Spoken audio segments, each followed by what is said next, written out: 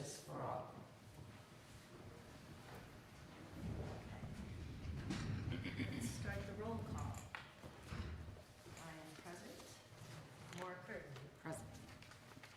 Kristen Burke. Present. Michael Jennings. Present. Kara McLaughlin. Present. May I have a motion to open the 2026 organizational meeting? So moved. Kara moved. That's what I'll second. You'll second. Okay. All in favor of opening the meeting? Aye. Aye. Aye. Any opposed? All right. The first resolution on our agenda is approval of the official undertakings of municipal officials for the year 2026. Does anybody have any questions with regard to this resolution? This resolution puts in place a blanket undertaking for the named officials, which includes everyone on the board and all the officers of the town. It is covered by our current insurance policy.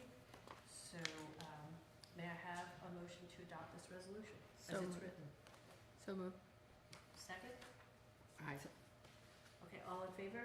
Aye. Aye. Aye. The second resolution that we have on the agenda is the adoption of rules of order. The town board is authorized under New York State town law to determine the rules governing conduct of its meetings. Before you are the proposed rules of order for the town board of the town of Pelham. Are there any questions with regard to the resolution or the rules? No? All right, may I have a motion to adopt this resolution? So moved. Kara first, Mhm. Maura second? Sure. Okay, all in favor? Aye. Next is the Recreation Commission appointments. The town of Pelham created the Recreation Commission on August 7th, 1946, and established that the town board appoint 5 members who will each serve a 5-year term.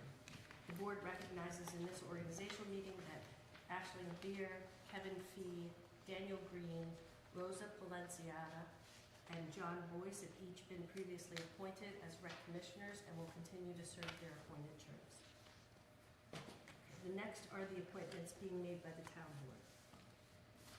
The first appointment before us is town attorney. Thomas Kleinberger is being appointed as town attorney. Second, town prosecutor Thomas Kleinberger is being appointed as town prosecutor pursuant to town law 64. The second board appointment is James Vasilati, who's being appointed as town engineer pursuant to town law 24, serving a term of office commencing January 1st, 2026 and ending December 31st, 2026. The fourth appointment is for controller. Samantha Lacerdo is being appointed town controller pursuant to town law number 124. Next, we have the police constables. Steve Conti is being appointed chief constable. Robert Iabani is being appointed lieutenant constable. Michael Farley and Christopher Williams are each appointed sergeant constable. Anthony Bonilla, Carlos Dos Santos, Jose Llamas, Richard Iaboni, Haran Platster, Michael Ibarra, Raymond Mina, Dallas Ramirez Gilson, Juan Torres, Nicholas Florio, Linda Mayero, Anthony Geldman, and John Zappalillo are each appointed as town police constables for services rendered in all matters related to the town court and services to the town as directed by the town board. Sixth appointment is Molly Girolamo as serving as custodian of elections for the 2026 calendar election year. Felix Anderson and Philip D. Simone are hereby appointed as caretakers. Nicholas Florio and Eileen Gregware are each appointed as court clerk. Deanna DiPiero is being appointed as assistant court clerk. Lisa Vasilati is appointed as a part-time clerical assistant. Joseph Durnan, who has been our marriage officer, and I think at this point he said you're up to almost 700 weddings. being reappointed as our marriage officer pursuant to all the requirements of Section 11C of the Domestic Relations Law. May I have a resolution to adopt these appointments? So moved. Second? Second. Thank you. All in favor? Aye. The next are the appointments by town officials. New York State law vests authority for certain deputies and staff in specific town officers. These are the appointments by our town officers. The tax receiver is making an appointment of deputy receiver of taxes, Darlene Palercio. The town clerk is appointing a deputy town clerk. Eileen Miller is appointing Molly Girolamo as deputy town clerk.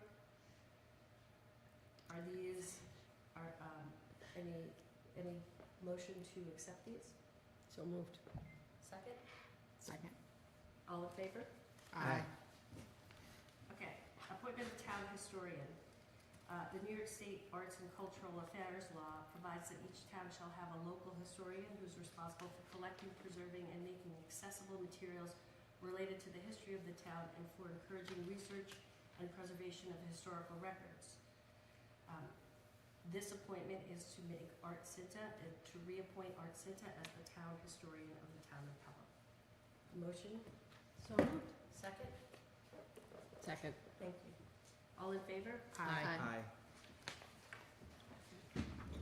The next is appointment of deputy supervisor. Pursuant to New York State Town Law, Section 42, I'm appointing Maura Curtin, a member of the town board, to serve as deputy supervisor of the town of Pelham, effective immediately.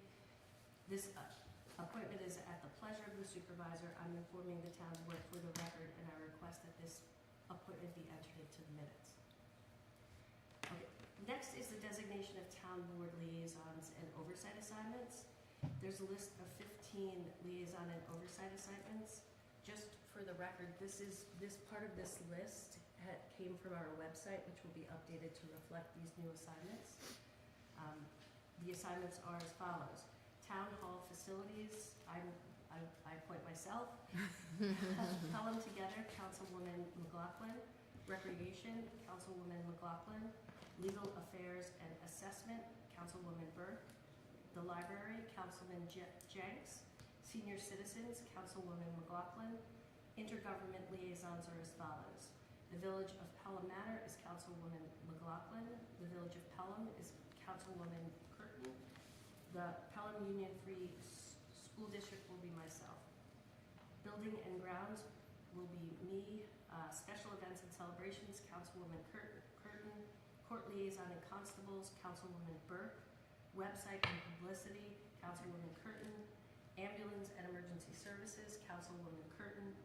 Budget Development and Procedures will be Supervisor Mohan, myself. Personnel, Councilman Jenks. Town Memorials, Councilman Jenks. May I have a motion to accept these appointments? So moved. Second? Second. All in favor? Aye. The next are to set the salaries, compensation, and mileage reimbursement amounts for this year. The first section is elected officials. We have the budgeted salaries. These are all referred to in the budget and come from our budget. We have the position of supervisor with a budgeted salary of $5,500. Councilwoman Burke, $1,000. Councilwoman Curtin, $1,000. Councilman Jenks, $1,000. Councilwoman McLaughlin, $1,000. Town clerk budgeted salary is $5,000. Tax receiver budgeted salary is $5,000. Town justice John Gardner is $44,859.59. Town justice Kagan is $42,430.85. The next category is the appointment of officers and other appointed positions, the positions we just appointed. Those positions are as follows, and you can refer to the minutes and also this, the budget for the budgeted salaries.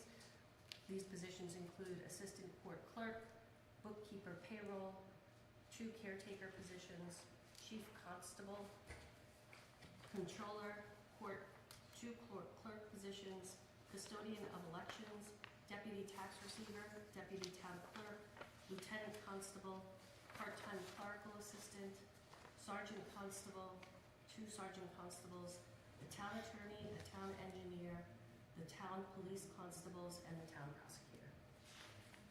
The last category are the employees of the town. These positions are also, the salaries are in our budget and also will be reflected in the minutes. The first is recreation supervisor. The second is 2 recreation assistant positions, and 1 recreation leader / senior citizen. May I have a motion to accept these salaries and compensations? So moved.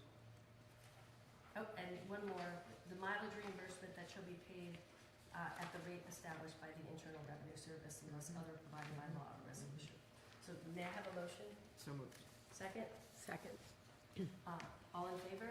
Aye. The next is the town board meeting schedule. The meetings for the town board for 2026 will be as follows. January 12th, February 9th, March 2nd, April 6th, May 4th, June 1st, July 6th, August 3rd, September 14th, October 5th, November 2nd, December 7th will be the budget public hearing, and December 14th will be the budget vote. The budget workshop is scheduled for October 14th. All meetings will be at the Durango Townhouse unless otherwise noticed. May I have a motion to accept this schedule? So moved. Second? Second. All in favor? Aye. The next resolution is establishing our holiday closing schedule. The following holidays are recognized as official holidays in the town of Pelham. There's a list, it's a very long list, it will be reflected in the minutes and as part of this resolution. May I have a motion to accept this holiday schedule? So moved. Second? Second. Thank you. All in favor? Aye. Okay. The next resolution is designating our official town newspaper.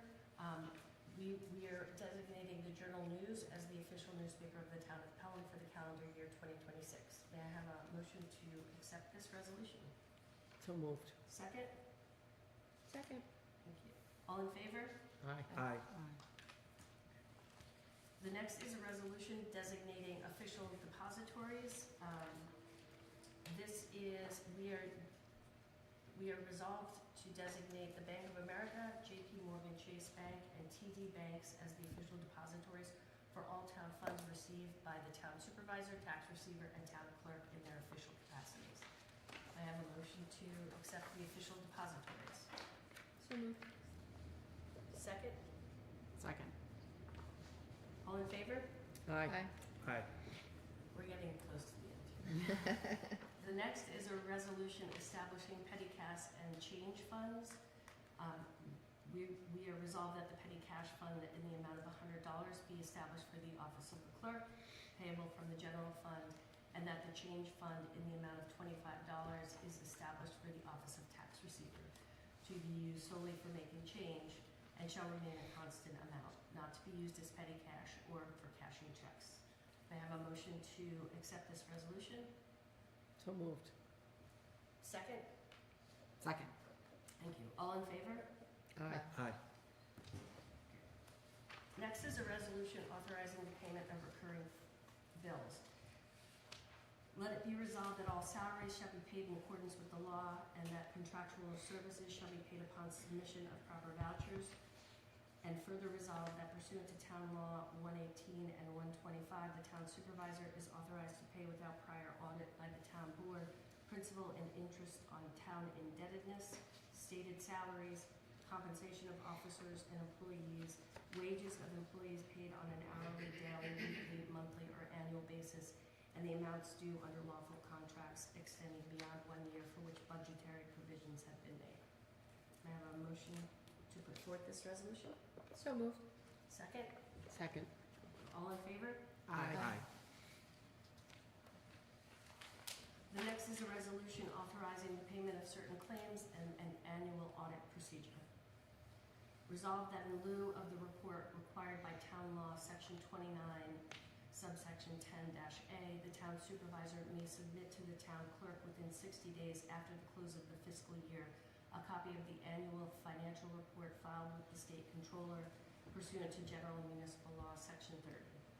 And further resolved that the town clerk shall publish either a summary of the report or notice its availability for the public inspection in the town official newspaper in the manner prescribed by law. May I have a motion to accept this resolution? So moved. Second? Second. All in favor? Aye. Aye. Aye. Okay. May I have a motion to adjourn this organizational meeting? So moved. Second? Second. All in favor? Aye. Good job. You said Molly's name right. Alright, so moving along. We are now calling to order the legislative meeting of the town of Pelham. Bye, Joe. Bye, Joe. Thank you. We're gonna do another roll call, but this meeting not being as formal, we're going to say what was your favorite thing over the holidays when you announced, yeah. I'm picking up from chance. Oh, no. Okay, so Teresa Mohan, I'm present, and my favorite thing was spending time with my family. Laura? I'm Maura Curtin, I'm present, and my favorite thing was we got a puppy. Oh. Krista? Kristen Burke, and my favorite thing was spending time in the hot tub at our ski resort. What? Here, how about this? Oh, hang on, do I have two? Oh, Are these the same? No, that's legislative. I don't have the legislative. I didn't get that. you didn't get it either. Okay. Yeah, I have this one. Okay. The other one. I didn't see I it. just kind of looked at Yeah. it. Oh, I'm so sorry. No, You should have okay. told me. I would have just shared it with you. Well, let's straighten it out. Thank you. Michael? We're good. Michael, you go. Michael Jenks, present. No longer having the flu. All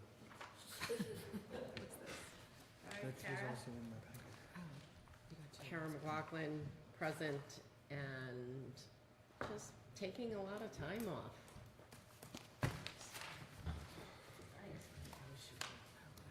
Okay. And now is the opportunity for public comment. Is there anyone from the public who would like to make a comment?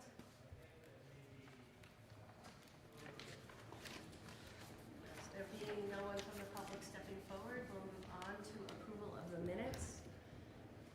The minutes were the last meeting in December. Luckily, we have a quorum of people who were at that last meeting, so a motion, can I have a motion to approve the minutes?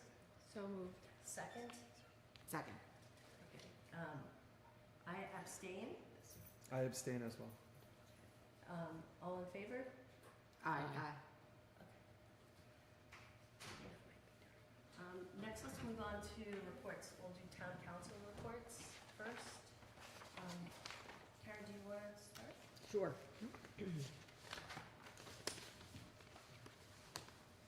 Sorry. Take your time.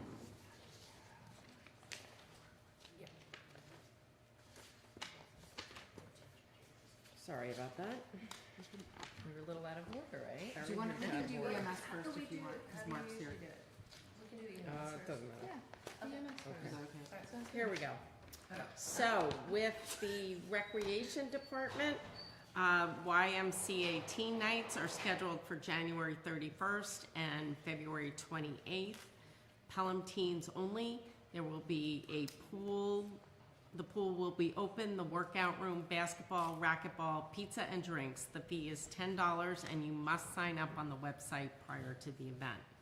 Winter programs have begun, and basketball is in full swing. Registration for February break camps, which are February 17th through the 20th, are open. There's abracadoodle art, all sports, baseball, softball, basketball, Let's Connect, which will be the special needs camp, and soccer and volleyball. There will be a mindful, all of them run either from 9 a.m. to noon or 9 a.m. to 3 p.m. Please check the website for details, and you can also sign up there or on the app. Mindful Sports event is scheduled for Sunday, January 25th at the Townhouse from 4:30 to 6. Mahjong is on Mondays at the Townhouse, beginner lessons from 6 to 8, and open play also from 6 to 8. You can sign up on the website. Diane Bartley and Mike Iannuzzi will meet with the schools next week to discuss summer plans and the availability of each school for the summer of 2026 so they can plan the camps and other activities. We have formed a recreation youth committee and will have the first meeting at the end of the month.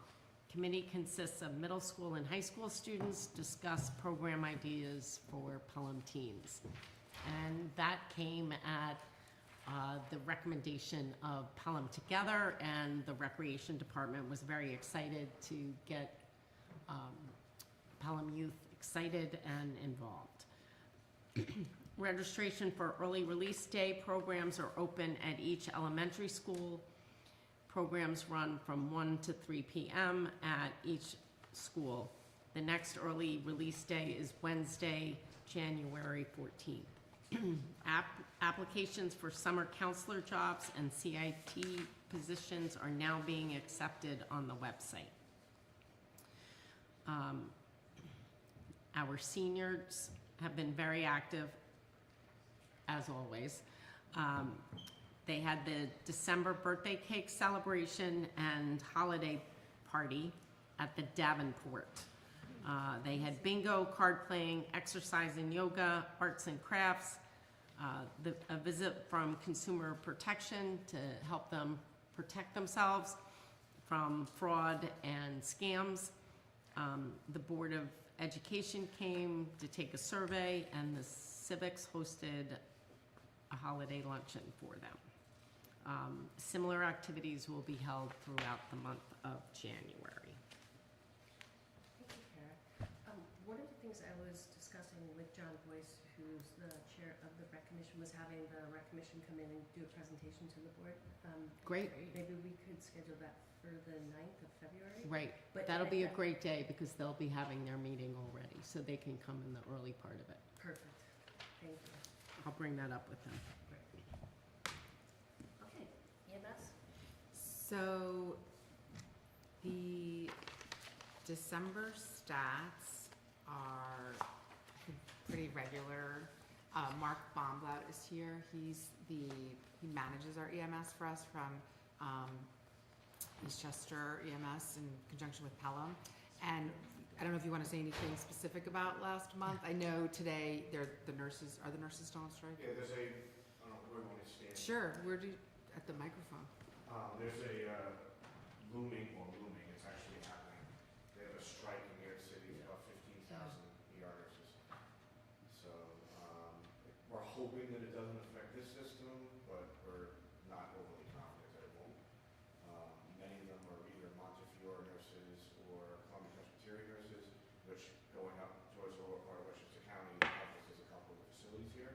So they are already ramping up, believing that they're going to get higher wait times, which because of flu A, flu B, and flu unknown and COVID, we've been getting high wait times anyway. So we put on extra BLS today, and evac is also on the deployment list to go to the city. So we'll see what happens, but I'll keep you posted if there are changes. I did speak to our contact at 2 of the local hospitals, and so far so good, but they were not terribly optimistic Yeah. that it was going to play out well. So that. We monitor the turnaround times anyway. And Yeah. I'll tell you, the New York Presbyterian Westchester, formerly Lawrence, they're the most conscientious because they're on our QA committee, two of them, the physician and the nurse managers, they look at our turnaround times. So I feel like it's gone down. it has gone down, but then enter the flu season, it went right back up, and they've been at capacity. So I did speak to them today, they're gonna notify me in the morning about how their capacity is, because lately it's not been good. Okay. Their intake's been really, really high. There's two things. One is on the agenda, and then one I wanted to bring up because if we meet February 9th instead of February 2nd, there's a grant application deadline February 4th. So I think we should vote to apply for that grant. We So can I have the resolution. okay. I have the language, but basically, I don't know if you want to do it now as part of the EMS report, or if you want to wait. We can wait. I think we could wait. Okay. Actually, you know what, Mark? I think Mark is leaving, so Oh. maybe we can have. Mark and I have been talking about the property near the county property near the post office that we've been discussing for a while now. That with the opportunity to purchase it, to apply for grants, to build an emergency operations center. So Mark is in full support of this and thinks it's a great idea. He recognizes that the solution that we have in place now is good, but it's temporary and it doesn't do everything we need as far as housing our vehicles. Fighting the environment. Or- Every season. Yeah, So Yeah. it works, but we're making it work. yes. And with the there's New York State just announced millions of dollars in grants that we can apply for to help us pay for this center. So it would be an emergency operations center. It would house our ambulance and our fly car, and also have room for our medics, and then also have an operations center where it would be like, if in the case of a true disaster/emergency, the whole town could, use it, both villages and the town. So that's what we're working on. We're working on the grant for that, and then the property acquisition with the county, which we're gonna have to work with the legislature on. Does anybody have any questions? Because we can move right to the resolution number 8. on the That's agenda. fine. So there's that resolution. So do you want me to read it? Sure. Okay, so it's the town board is authorizing property acquisition and grant applications for an emergency services center. Oh, so it's combined, that's perfect.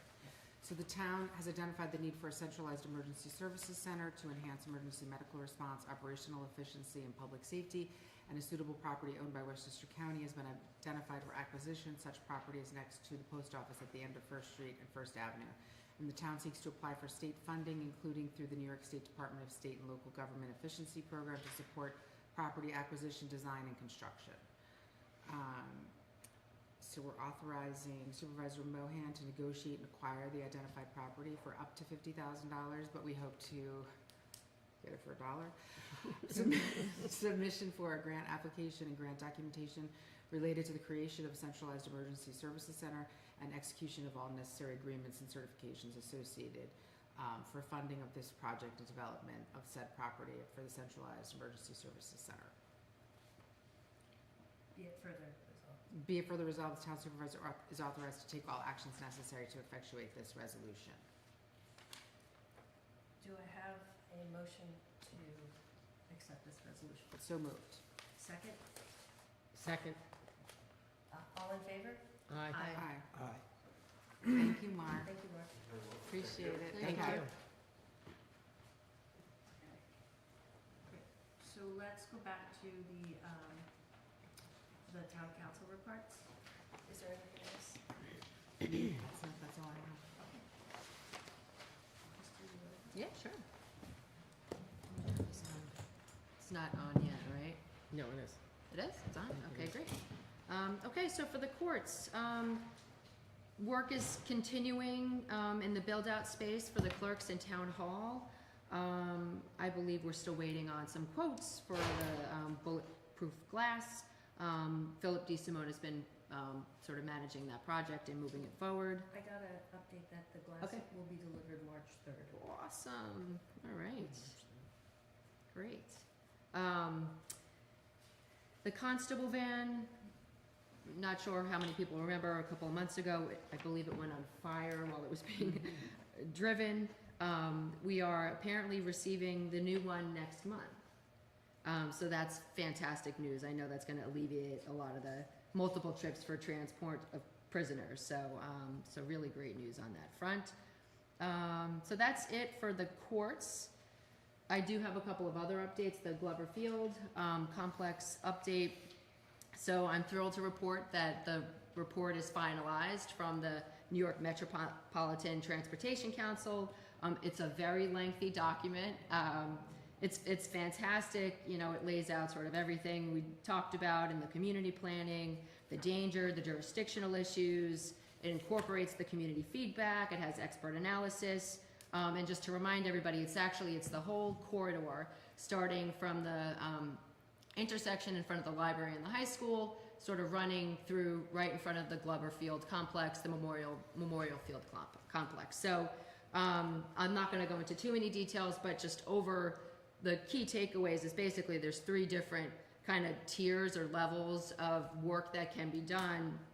And I think we're going to all be sort of aiming for the first level at this point, which is, you know, just sort of updating the pedestrian infrastructure, moving students to the other side of the street, then with their, you know, so they're not going to be crossing the Hutch, you know, highway, you know, painting, you know, intersections, etc. So with that said, we have a lot of work to do. We're going to be meeting with the key stakeholders. We haven't, Dr. Champ sort of just kind of responded in the affirmative that she received it. I think it was just today, actually. So meeting with the key stakeholders.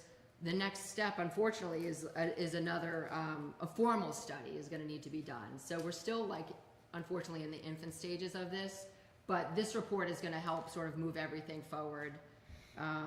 The jurisdictional issues will be a little complicated. We have both villages involved, and, you know, Mount Vernon, and potentially the state with the Hutch ramp, off-ramp, any changes that'll affect that intersection. So, but it's exciting. I think, you know, the community has really worked hard in moving this forward. So I have noticed far fewer people make the right on red coming off.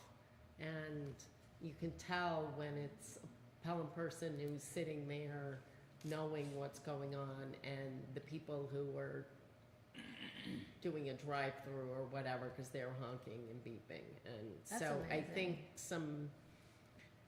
far fewer people just make that right on red, which I think that is a big, yeah, because now they're beginning point. aware of Yeah. the concern. and there are that we have. more issues Great.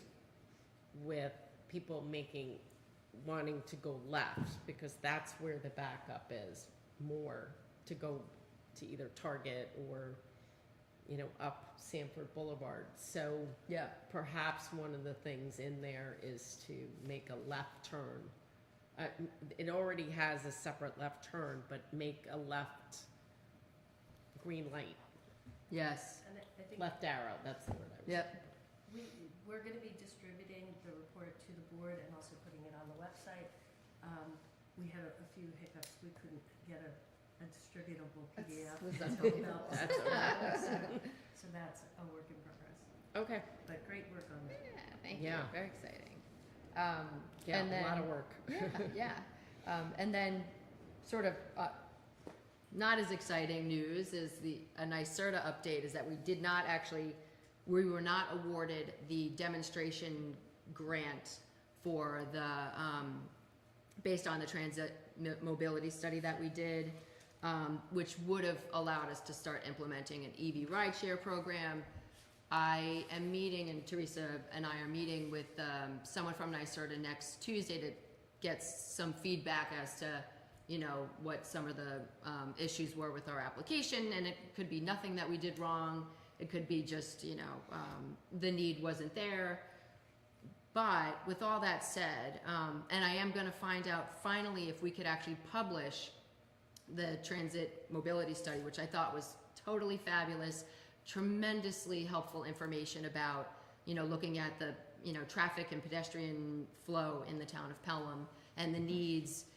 So I think once we can finally publish that, I think that's going to be a really helpful, you know, document and information for the whole community. Yeah, and I think what we discussed today was that if there are aspects of that report that we can include in a comprehensive plan. Yep. and the survey results will be helpful to us as we look at what we're gonna be doing going forward. Yeah, so, So copies of that report will be Yep.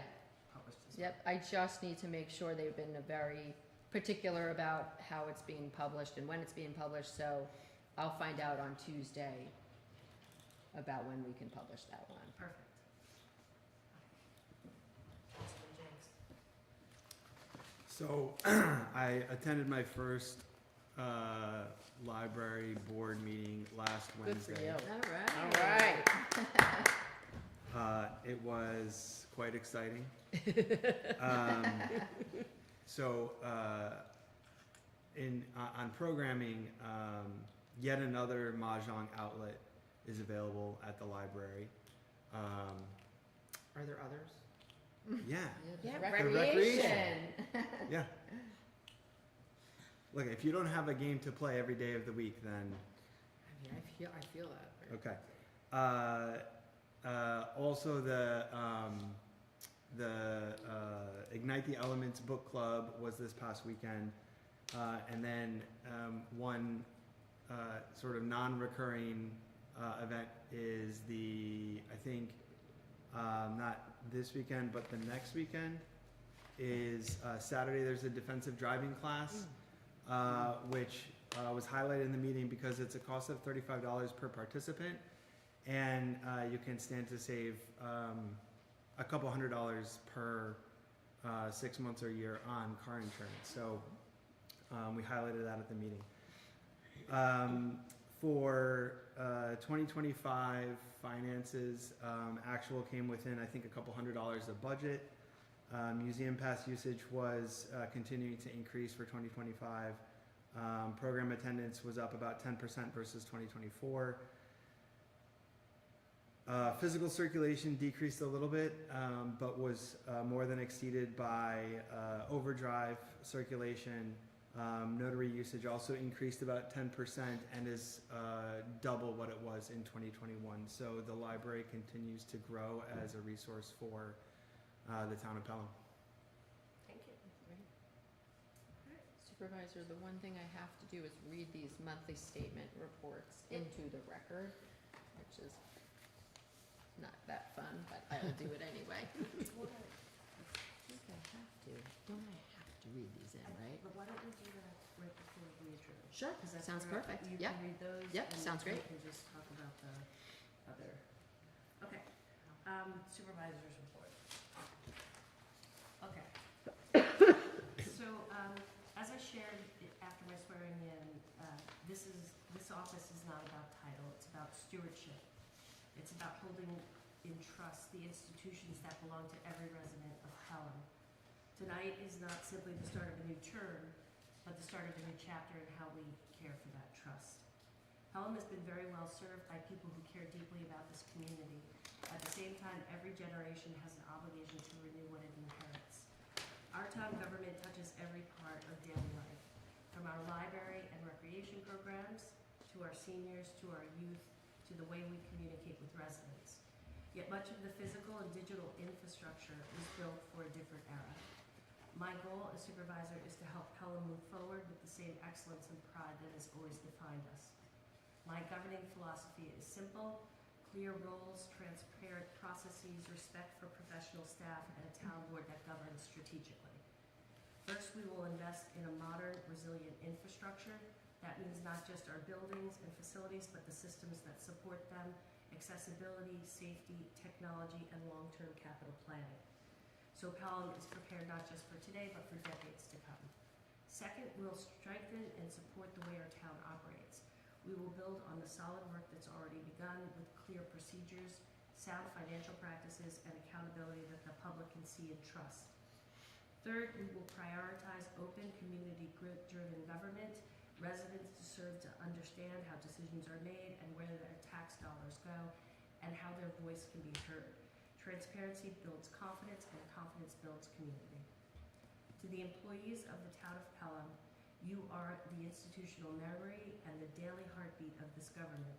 You have my respect, my partnership, and my commitment that together we will build on strong foundations you've already created. And to my colleagues on the town board, I look forward to working with you in the spirit of professionalism, openness, and mutual respect. We were elected to serve, and I believe that Pelham is at its best when we lead together. The items before us tonight mark the beginning of that work. We hope to launch a professional review of our municipal facilities, taking the first steps towards centralizing an emergency services center, strengthening our ethics framework, and addressing long-standing fiscal and legal obligations of the town. These actions do not represent the end of a conversation. They open it. They ensure that every step of the way we take from here forward is grounded in facts, transparency, and the long-term interests of Pelham. I look forward to serving with you guys. Thank you. Separately, in some sad news, Pelham Manor's Mayor, Jennifer Lapie's mother passed away on Friday, January 9th. Annette Callan Montesino was a longtime Pelham resident who served the community in many roles, including as a library teacher at Siwanoy and Colonial Schools. And we extend, the board and I extend our sincere sympathies to the Lapie family.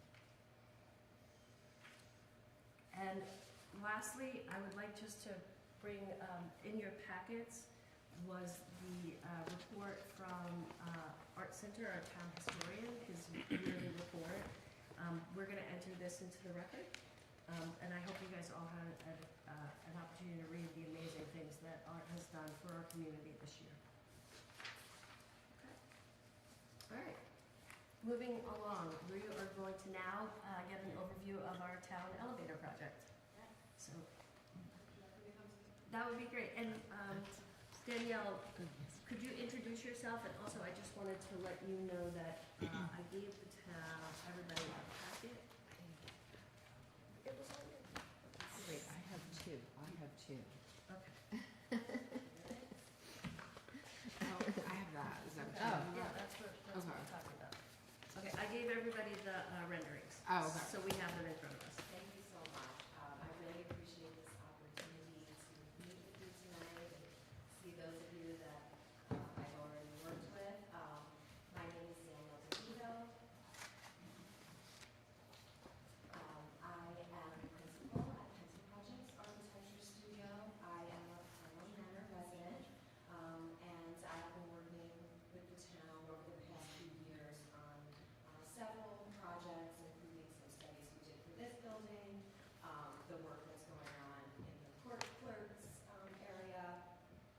We've also done some initial studies that I'd be happy to discuss with you about the Emergency Operations Center. And then, of course, tonight we're here to discuss the elevator, which is also very exciting as we modernize Town Hall. So I'll just go back very briefly. We did start this process a little bit ago, kind of talking about what the possibilities were for an elevator. We looked at multiple locations within the footprint of the building. The first two that we looked at were actually internal, which were preferred from an aesthetic perspective. But due to the very tight structure inside of the building, we looked at going external to the existing footprint and not modifying any of the structure that's inside. There are, options as to how many stops an elevator can have, whether it was to go to the first and second, but at the end of the day, the foundation would need to go all the way down to the basement in any case, so we'd have to modify what's going on down there. And I'm not sure if you've been down there or if you even really paid attention to some of the structure, but the beams are pretty prominent and close together, so we decided to go outside of the building. So we also, considered different types of elevators, but ultimately we landed on a LULA, which is a limited use, limited application elevator. And basically what that allows for is really mostly passenger use, not really the moving of large files and, equipment, but based on the cost and the anticipated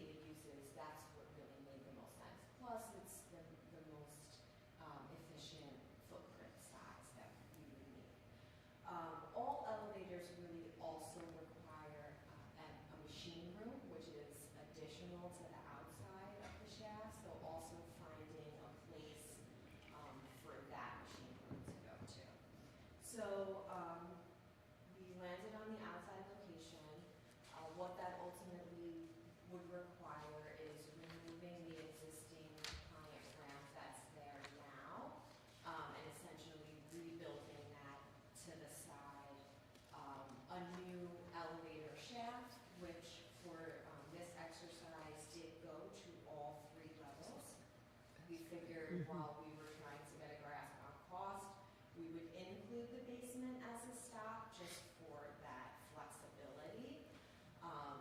Although the basement will never really be habitable, it could serve the purpose to be able to get down there with the elevator. And then it would also require some modifications to the interior to basically be able to circulate from that shaft into the inside. And then also capture a few other changes, like some of the police doors and some of those things that can be outdated. So our first kind of blush at meeting with contractors, we did speak with some local contractors, which we brought them through at the end of last year. The exercise was really to get a grasp on the budget and see if the three-stop, was doable and what all, the full price would be. So we contacted and worked with an elevator consultant directly. So we secured the price and the budget for the elevator separately, so that would be purchased directly by the town. And then the contractor would do the rest of the construction work, the shaft, the ramp, and the interior modifications. And then the in-house electrician would do the electrical work. They're familiar with the building, they know the system, so it would really kind of be three prices that would come together to give the final, what do you call, project cost. So the elevator quotes came in at $165.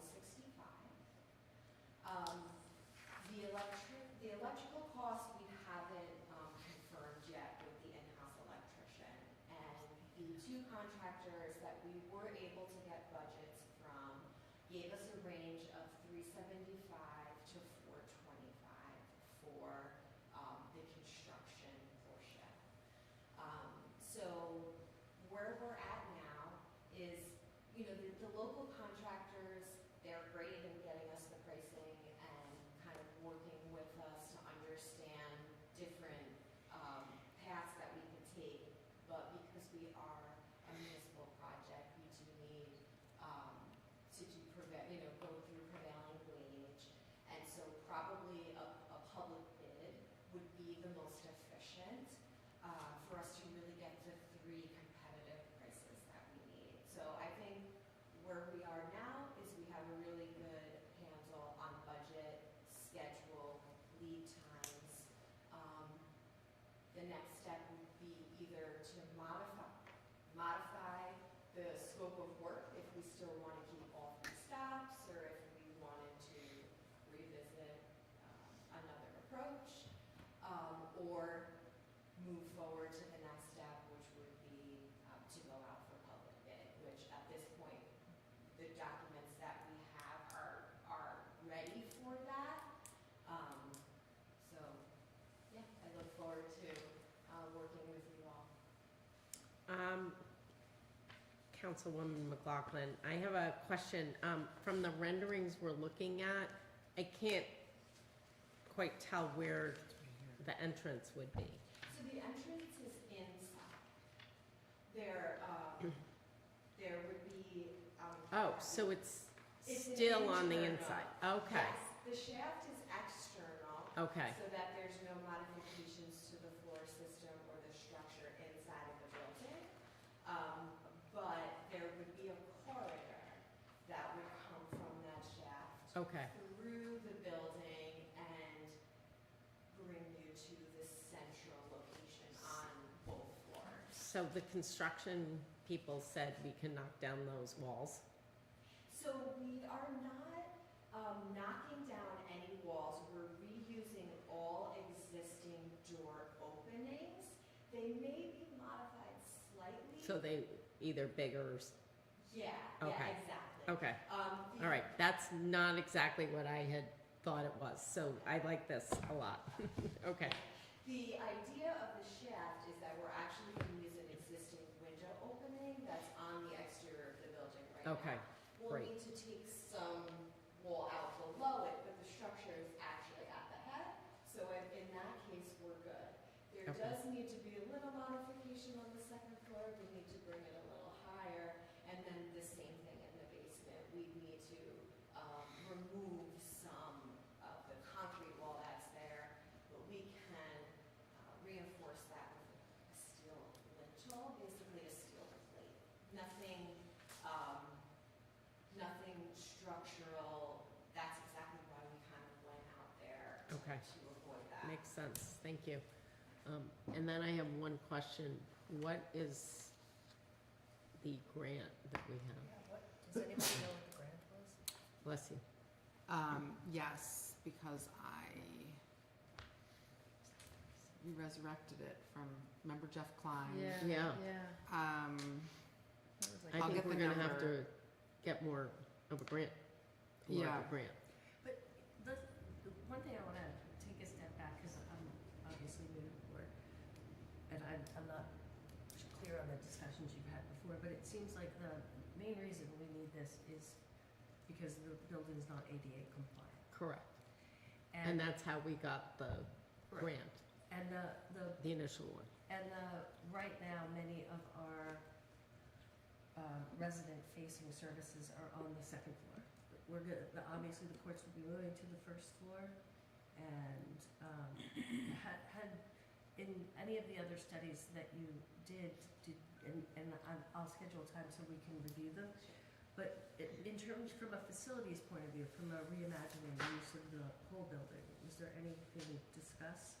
No, we really didn't discuss what specifically would go on the second floor, but having the access to the second floor opens up the building's multifunction potential and how that floor can be used.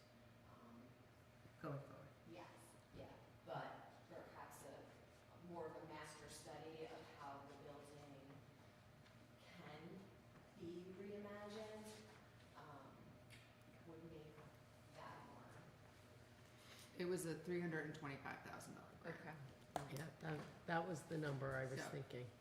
I guess the one thing to think about is, I've been thinking constantly like, well, if we move the public-facing offices downstairs, but there's also employees up there, right? And Right. I'm thinking of like the Simonway project and like the teacher that broke her leg and she couldn't come to work. Mhm. That, it just kind of dawned on me that those are some of the other issues. If we do any construction on that building, it's going to have to become ADA, the entire building's going to. Right, Exactly. So right, that's right. not, the Right. issue is, in my mind, is, and obviously on the agenda is the idea of engaging a facility space planner Mhm. consultant. Yeah. But to move forward with this without having a broader vision on how we want to reimagine that building is, it may not be putting the cart before the horse, but it just seems to me that it may modify how we're thinking about this project, which is going to be an expensive project. Mm-hmm. Yeah, Yeah, that makes sense. I agree. So, any other questions? About the elevator? Yeah. No. Any thoughts? No. I do have one question, because I couldn't really see it from the renderings. How does the roof line, how do we deal with the roof line? The roof line's a little tricky on the outside.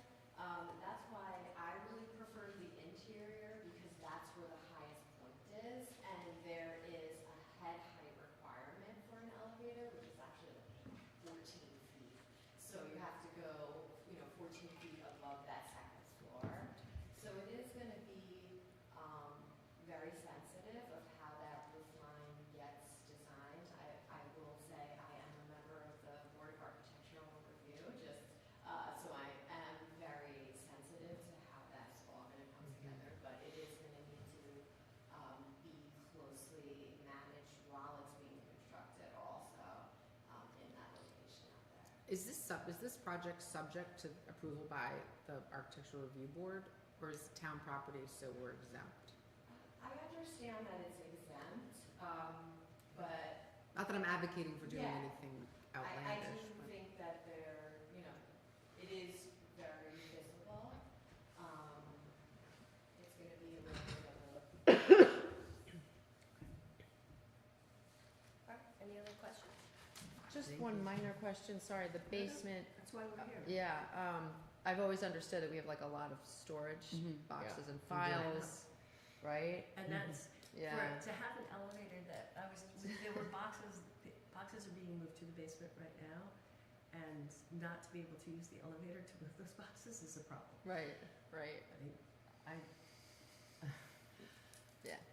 so, Yeah. all of our tax records go down there, all of our court records go down there, and all of our Absolutely. clerk records go down there, so. And we do have the budget for the elevator that can support that as well. So we did look at both options.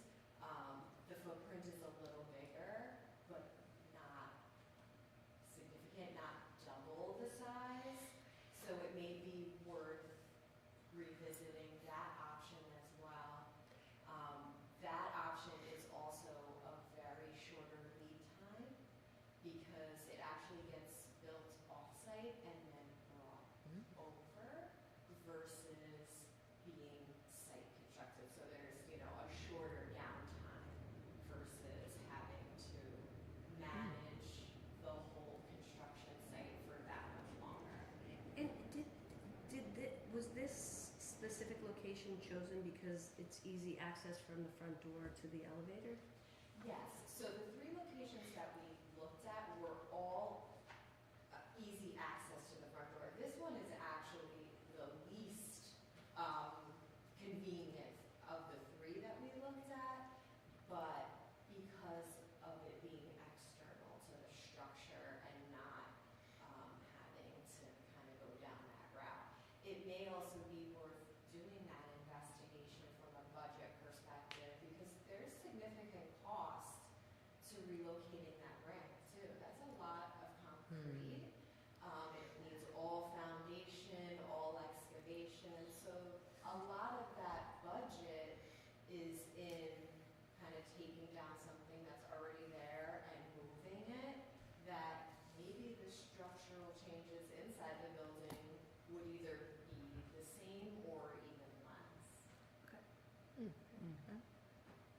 Any other questions? Would you guys like to just discuss next steps here? Thoughts? I mean, my opinion is that we should have somebody give us a facilities plan for not only the townhouse, but, I mean, for the town hall, but Toronto. Yes. Because our usage, just in the tours that I've had this week, we're using both facilities, and we need to start maximizing our space. Yeah. So, I think that makes sense. Mike, thoughts? No. Okay. All right, so thank you so much for your Thank time. you so much. Thank you. Thank you.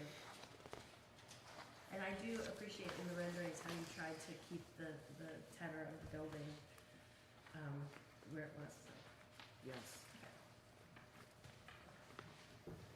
So I think that moves us to the next resolution, which would be authorizing the issuance of an RFP for a facility space planning consultant. I have no idea how much that will cost, but I do think it behooves us to have somebody who uses municipal spaces to start thinking about ours and what we can do to really set them up for the future success. So, can I have a motion to accept this resolution? So moved. Second? Second. All in favor? Aye. Hi. Aye. Okay, We had one person, thank you, have a good night. Thanks, Danielle. thank you, do a walkthrough. We did not move him to the next phase, I think, so yeah, I we think, can bring him as one of the. yeah, I think we'll do a public RFP, we'll try to figure out who in the state can, respond to it. We'll see what they say, and then we can make a choice, Okay. okay? We actually had two. One, I decided he was not appropriate for Okay. our use. Oh, okay. Yes. That first guy? Yes. Yeah, Bigger spaces. he was more onto retail space and things like that. I think the second person was more. Okay. Oh, I just really- It's okay. that's really Okay, where are we now? Oh, my God. Totally lost. Me too. Okay.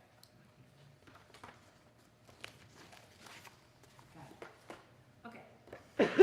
The next resolution is proposing the adoption of local law number 1 of 2026, the Town of Pelham Code of Ethics. Mhm. I have attached for your, and presented to the board a draft policy. This policy is taken from the New York State Controller's website, and it's updated to reflect our community. So may I have a motion to accept this resolution proposing adoption of local law 1, which we would then have a public hearing on Okay. at our next meeting? Okay. Okay. So moved. Second. Any discussion about this before we vote? Yep.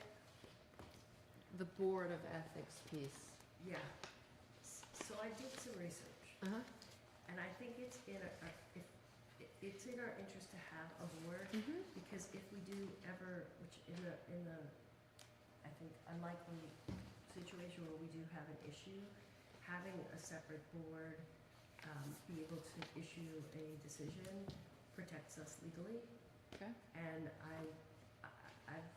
I would recommend that we have one. I think you can establish a board of 3 or 5. Mhm. I've recommended 3. Mhm. One of them can be one of us, Mhm. and then we have 2 members of the community. I do think that it's the prudent thing to do in this case. I think that's doable. Yeah. Yeah. And I think, we can, after the law is put in place, we can talk about people that might be willing to serve on the Great. board. Yeah. Okay? Great. Okay, all in favor of accepting this resolution? Aye. Aye. Or did Did we we do? move? Yeah, it was. Yeah. We moved, It there was was a moved. second, yeah. No, okay, Yes. all We right. discussed it. Okay, moving right along.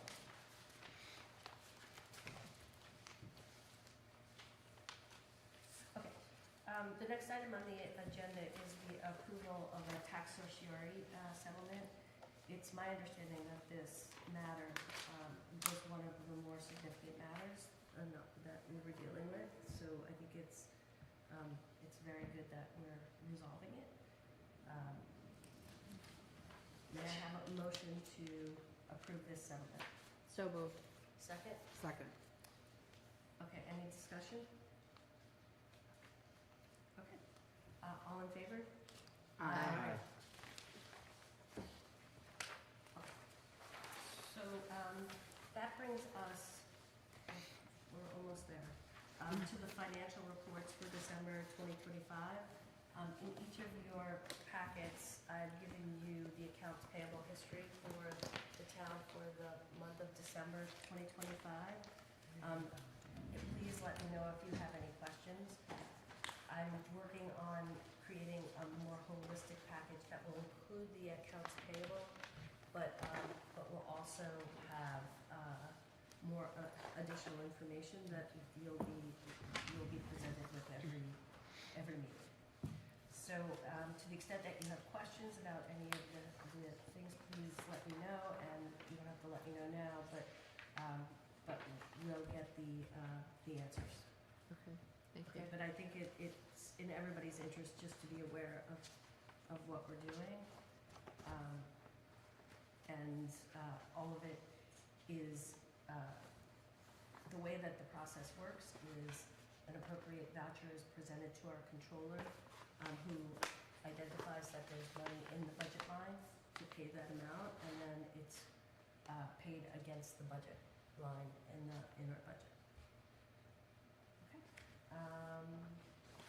And at this point, Councilwoman Burke, would you like to? Sure, yep, I'll be quick as possible. Okay, so, the receiver of taxes report for the month of November 2025, Town County taxes for 2025 received $2,647.79.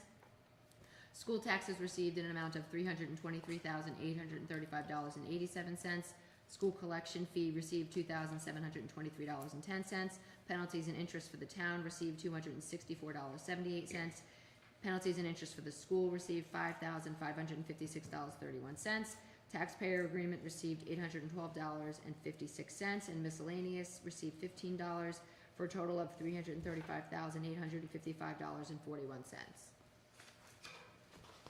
And then for December of 2025, we have the town, county taxes for 2025 received in $20,734.35. School taxes received $2,600,488.93. School collection fee received $21,844.37. Duplicate payments for the school, $807.21. Duplicate refund for the school, $807.21.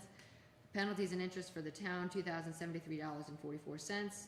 Penalties and interest for the school received $7,461.17. Penalties and interest and liens, $13,278.80. Liens received $51,051.47. Miscellaneous, $2,370.27. And pro ratas received $4,342.32 for a total received $2,723,645.12. And for the judges' reports, for Justice Kagan for the month of November 2025, received an amount of $3,185.